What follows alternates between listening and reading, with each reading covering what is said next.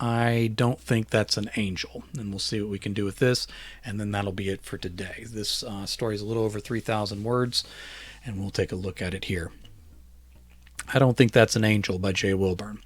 Bo Rockborough entered the funeral home thinking New Year's Day was the worst day for a funeral. Maybe Christmas or Thanksgiving would be worse, but no one would schedule funerals on those days. Here he was hung over as he imagined everyone else would be, even if they hadn't laid it on quite as thick as he had the night and year before. It was easier when he was younger, much younger than 60 years old, but he still required recovery time at any age. He squinted against the soft light inside as he mounted the short run of carpeted stairs. These places had a smell, not really the smell of death, but a flowery odor that he couldn't help but to associate with death and funerals. He hadn't worn his sunglasses because he was always self-conscious about being a cliché. He wished he had had them now as he tried to read the letters on the board, identifying which bodies occupied which rooms. It looked like a few people had decided to mourn passings on the first day of the year. Bo, let's say, that had to be a bad omen. Bo thought he was having a reading issue as he failed to find John Grief's name on the first two passes. Maybe it was the wrong place. He had checked multiple times before coming, but he could still be wrong. Then it clicked into place. They had used John's real name, Walter A. Herbert. That did not sound like the name of a powerful actor turned director. Of course, on the other hand, maybe it did. Bo tried to remember what the A stood for, but came up empty, came up blank. All right, I'm going to put the A in quotation marks. All right. He memorized the suite number and started walking through the flowery stink of the place. That was when the first flash of light hit him. The pastel colors suddenly turned brilliant bright. He didn't swoon and it didn't really hurt, but he held the wall in his head anyway. It was gone as quickly as it came. He chalked it up right away to heavy drinking and dehydration. He also considered that it would be quite a point of gossip around the sets in coming days if he were to drop dead of an aneurysm in the middle of John Grief's viewing. Things were going to change around this town and the industry with John gone. They might forget him soon, but things would change. Okay. Good deal. Reaching the open doors, he saw it was a fine turnout. Most of them wore their sunglasses, though. Bo scanned the faces. Okay, let's do a forgetting thing here. Maybe he wouldn't be completely forgotten. Not right away. There we go. Good stuff. All right, Bo scanned the faces, looking for familiar friends he had worked with in decades past. As he looked upon stranger after stranger, he started to realize that he wasn't positive the faces he sought were still alive. He was in a funeral home looking for ghosts. Most of the people he worked with in the 80s and 90s had not made it to 60 years old. He'd considered them lucky, except that a few of them had died hard and ugly. Some of it was disease, but drugs and alcohol usually together, along with self-destructive lives, accounting for most. He knew a few others had survived, but none of them appeared to be here. Maybe it was the date. Probably it was not wanting to face their own mortality. He didn't like flipping through the mental album of past friends.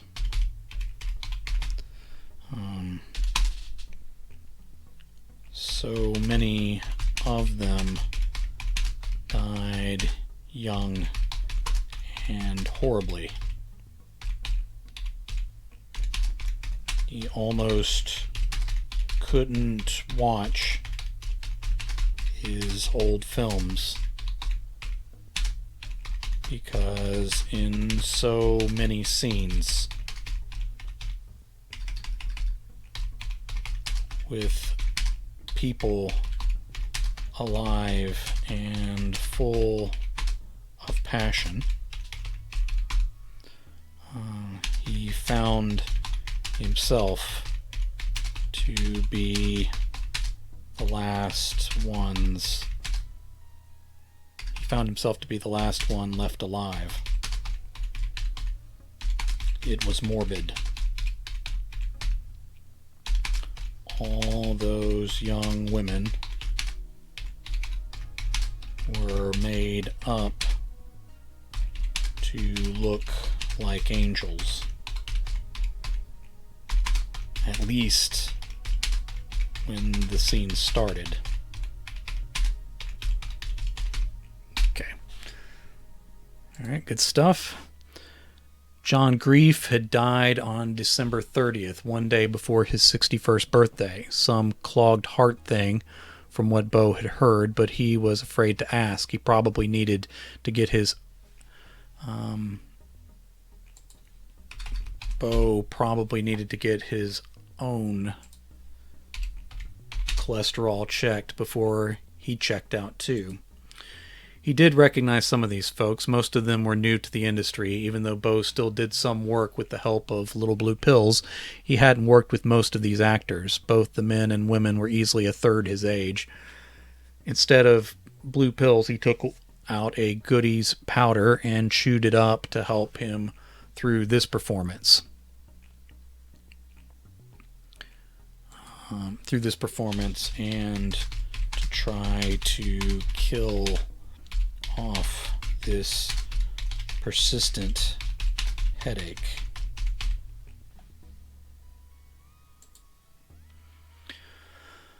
Oh, but there she was.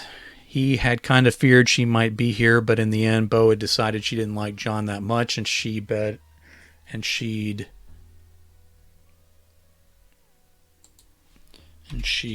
have better New Year's plans. Kelly, his latest ex-wife, was here with her fiance. I'm going to put a but at the beginning of this. But Kelly, his latest ex-wife, was in fact here with her fiance, Carl Lessing. He was closer to her age. Bo couldn't remember exactly, but estimated she had turned 42 this year. She was a spiritual cleanser now with her own Patreon page, and Carl did something with cars, but didn't work at a dealership.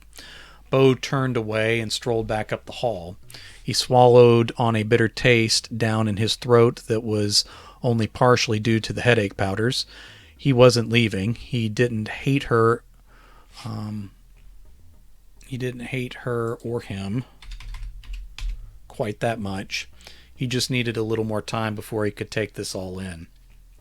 The second flash of light hit him then, almost in the same spot as the first. Bo found a high-backed chair and sat down heavy. It creaked with his sudden weight, but held. He imagined bigger bodies than his had collapsed here in their sorrow in the past. As he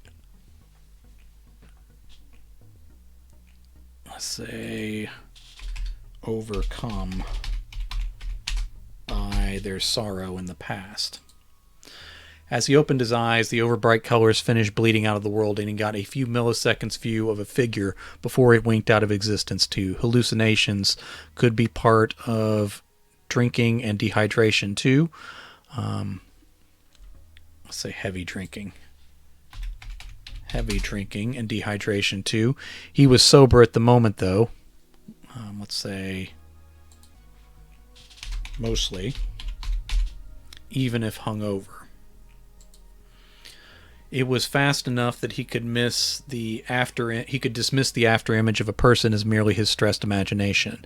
Any other explanation came with too many downsides, so he chose not to explore them. Bo? He looked over expecting to have to be nice to Kelly, but it wasn't her voice, and it wasn't her. Brandy Pound was half Kelly's age. Bo stood to hug and greet her. No, you don't have to get up for me. She accepted his hug anyway. Before he let go, he realized she was treating him like an old man for whom merely standing might be a real struggle. Of course, he was the same age as her boss, who had just died. She probably saw him as ancient, even though they had talked about doing scenes together in the future. He was feeling ancient. How are you holding up? He asked. He was about to add her name, but didn't know whether to go with Brandy or Dawn. She had still been John's assistant, but had started performing. I don't need a comma there. But had started performing over the last year.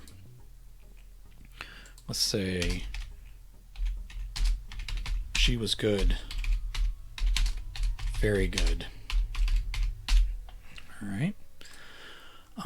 It's been tough. Do you know what you plan to do yet? Well, I'm going to still perform, and John's partners still want me to run things for them.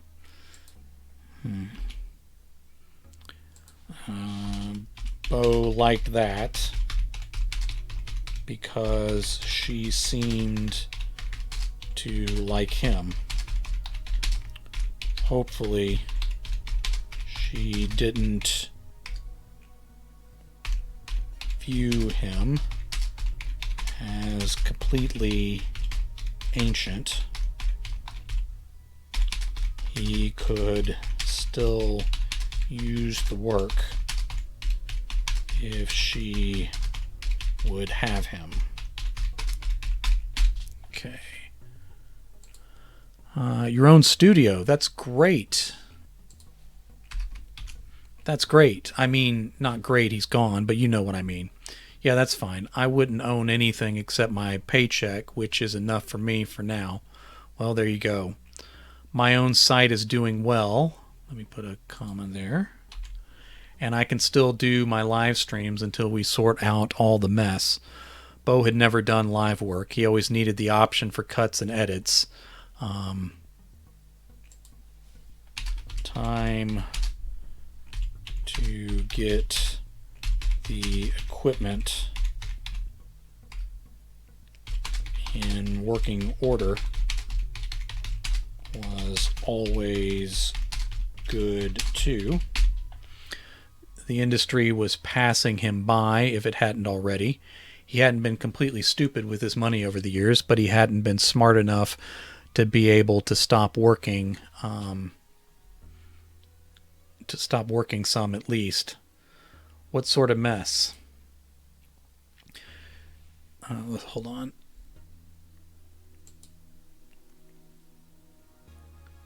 Yeah, what sort of mess?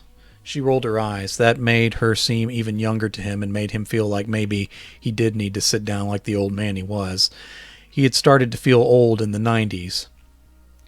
Let's say he had really started to feel old in the 90s, but had kept going as best he could. Scenes had started to get more extreme, but nothing compared to what was out there today.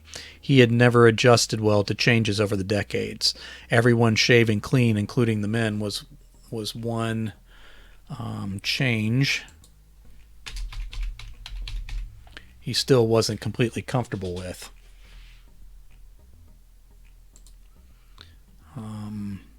Let's say, but he did what he had to do.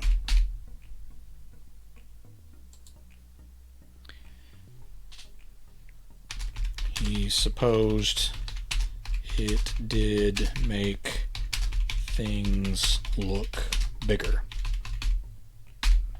All right. The word ancient seems misplaced, not fantasy or horror setting. There you go. All right. She said John wasn't great with the books. We're having trouble lining everything up. If we can't figure it out, we'll have to close the studio just to avoid going to jail. Bo's eyes went wide. Oh shit, was he skimming? He wasn't sure why that would matter if John owned the place unless he had cheated the partners or dodged the IRS.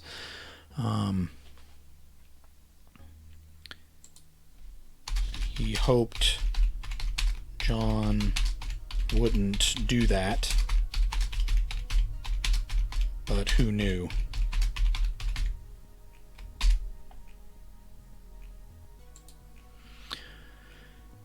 It looks more like negligence than anything like that, she said, but we've got to figure it out if we're going forward. Let me know anything I can do, he said. After it came out of his mouth, he realized he probably had nothing to offer with those types of problems. It was just a thing people said at times like these. She hugged him again and said, I'll let you know. Thank you. Thank you for coming. She walked away. As she walked away, he thought her response was just a thing people said too. All right. The third flash of light was more intense than the previous. Let's say than the previous two. Now there was no denying something was wrong. The light was so bright that it killed all other colors. The hall, the building, the world vanished in the shadows created by that brilliant glow. Bo didn't want to look into the light, so it took him a few seconds to identify a figure in the middle of it. It was female, but her features were obscured to darkness by that same bright glow around her. She wore white jeans and a form-fitting tee that showed midriff. It was the sort of outfit actresses wore at the beginning of scenes.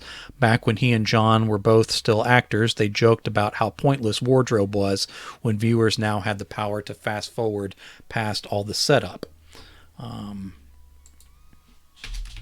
The VCR changed everything,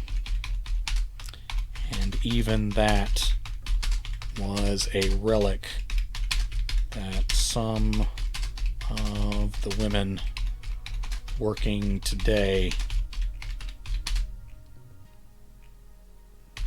didn't even know about.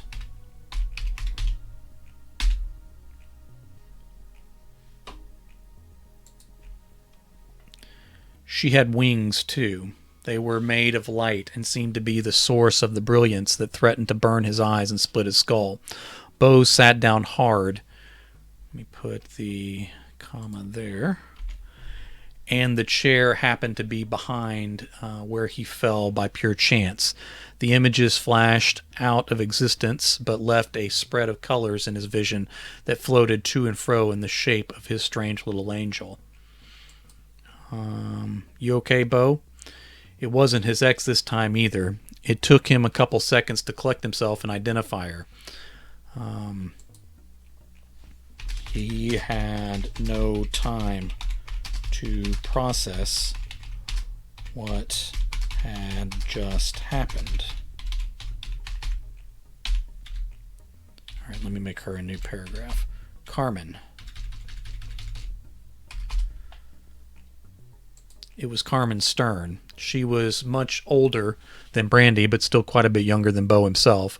Carmen had gone by a few different names, but mostly Duchess Van Hess when he worked with her. He decided it was safest to go with her real name since she was long retired. Carmen. Bo tried to stand, but his legs didn't seem ready for that. Let me get a swallow of water here real quick.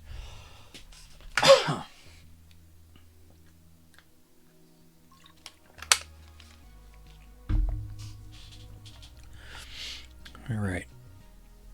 He was ancient, he decided. I didn't see you when I first got here. All right, let me pull this up to this paragraph here so you can tell it's him talking.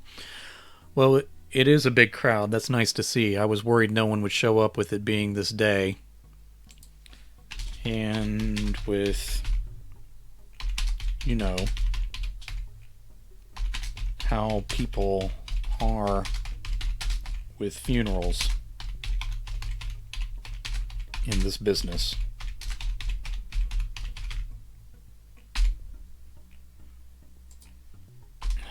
he knew exactly what she meant.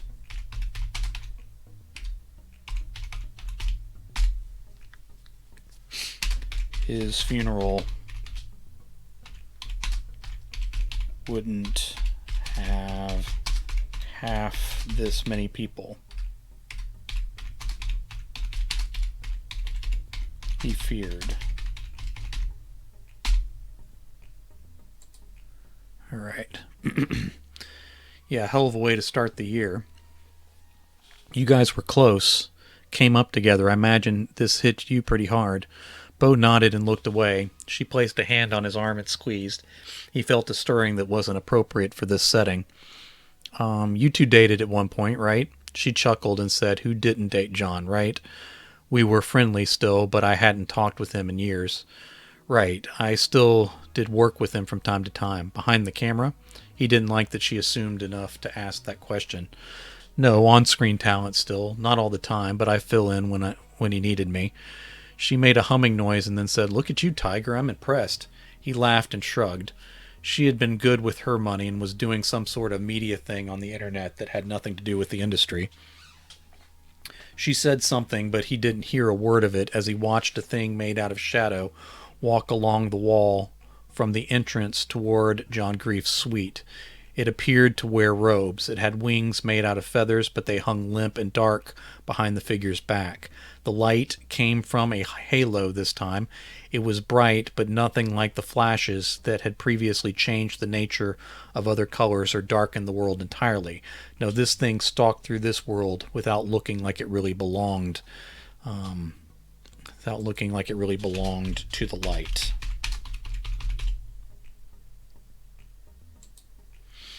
The halo was yellow, but tinged with a border of bloody red.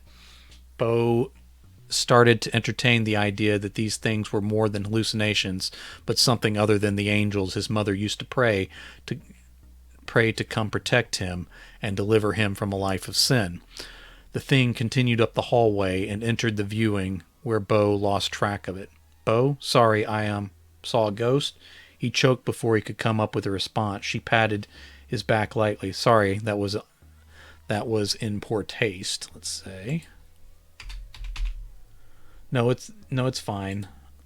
What were you saying? Doesn't matter. She stood up and she stood up. Let's say, but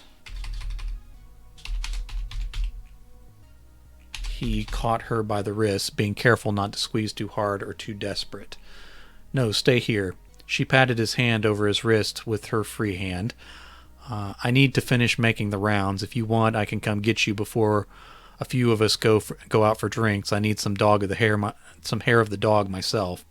He smiled and let go of her. That sounds good. Terrible day for a funeral. Are there many folks from our day around? I didn't see any. She frowned. My day is still going, old man. He cringed and said, ouch. I mean, it's true, but ouch. She laughed. Just giving you a hard time.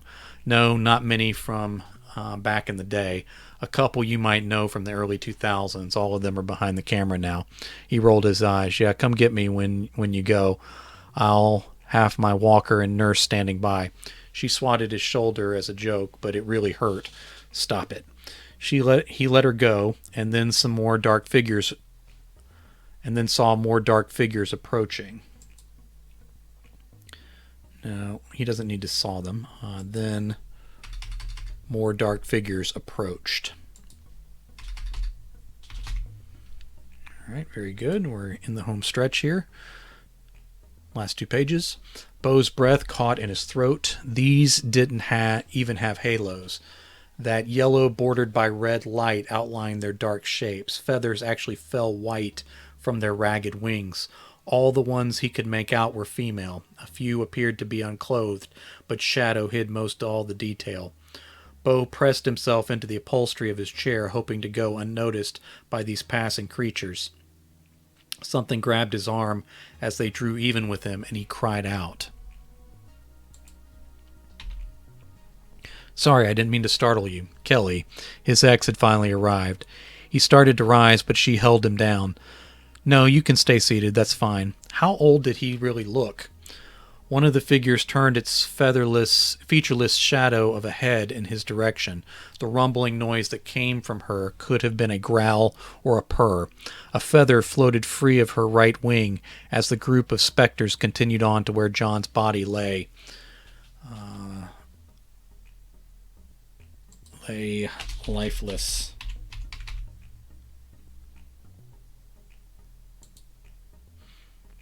Lifeless in an open box. Probably need to mention him seeing the body earlier. Everything in him told him he shouldn't, but he held out his palm as the frayed white feather floated back and forth on its way down. His muscles tightened as the feather approached landing.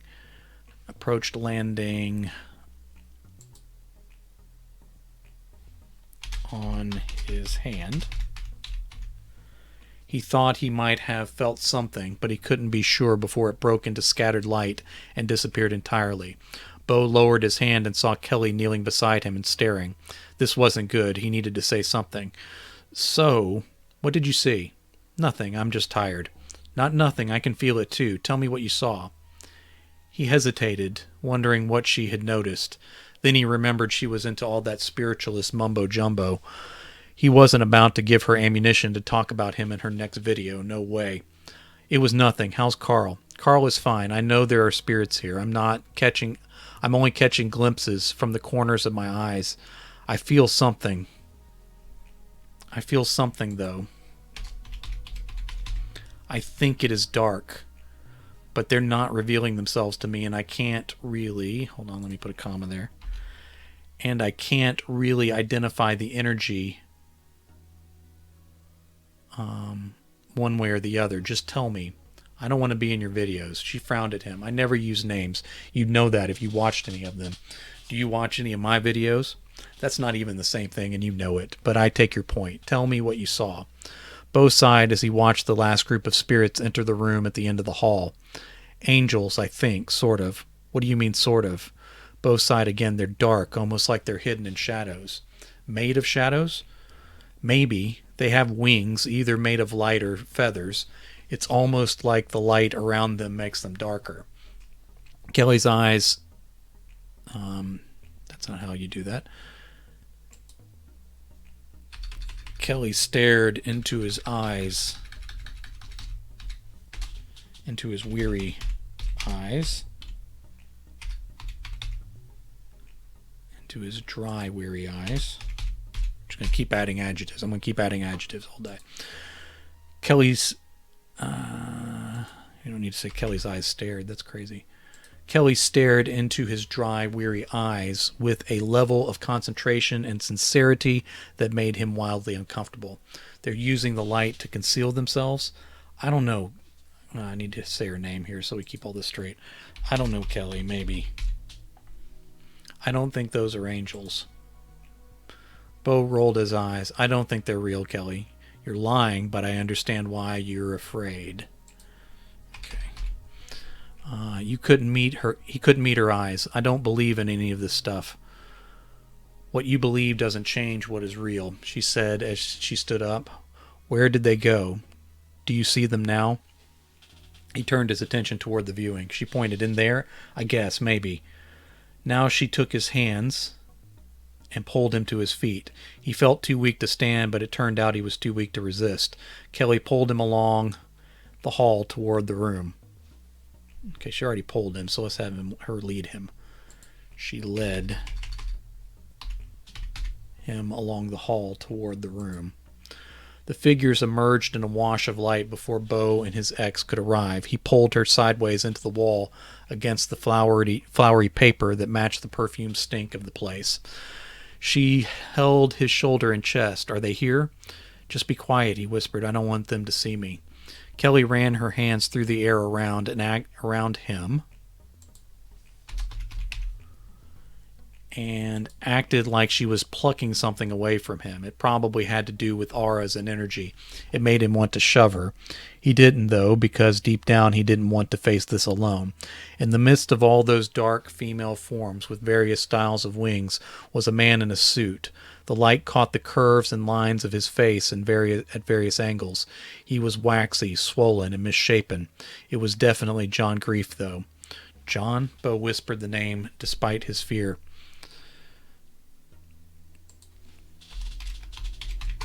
You see him, Kelly whispered, with too much excitement for his liking. The entourage of winged women paid him no mind. John, however, lifted one thick hand, bubbled with fluid, and waved as he passed. They approached the double doors of the funeral home, and light replaced shadow. All the figures, including John, vanished, and the world slowly returned to normal in Bo's vision. The energy, Kelly said, whatever it was, it's gone now. He moved on. He crossed over, right? Did you see it? Bo pulled away from her. I didn't see anything. Dump all your crazy on your new fiancé and leave me out of it. Don't act like that. Would she say don't act like that or don't be like that? Probably don't be like that, yeah? Don't be like that.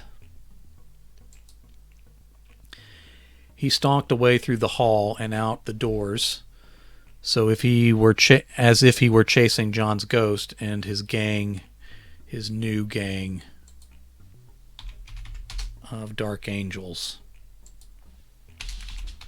Maybe it was an old gang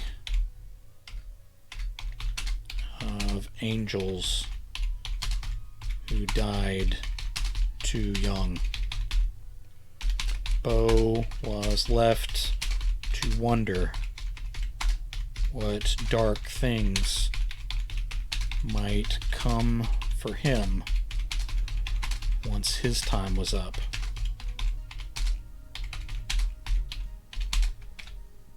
And where would they take him? All right, good stuff. Almost done here. Bo sat down hard on the concrete steps outside. They had far less give than the chair, and his tailbone smarted. He drew in the cool, fresh air. It took 3 breaths for him to feel like his lungs had caught up on their oxygen. The sunlight drilled pain into his skull, but he took it. Bo bowed his head and decided he was going to wait on Carmen and her friends for that drink. Maybe he needed to go back inside and say goodbye to John's body, which he assumed was still there, even if the ghost had found better places to spend his new year.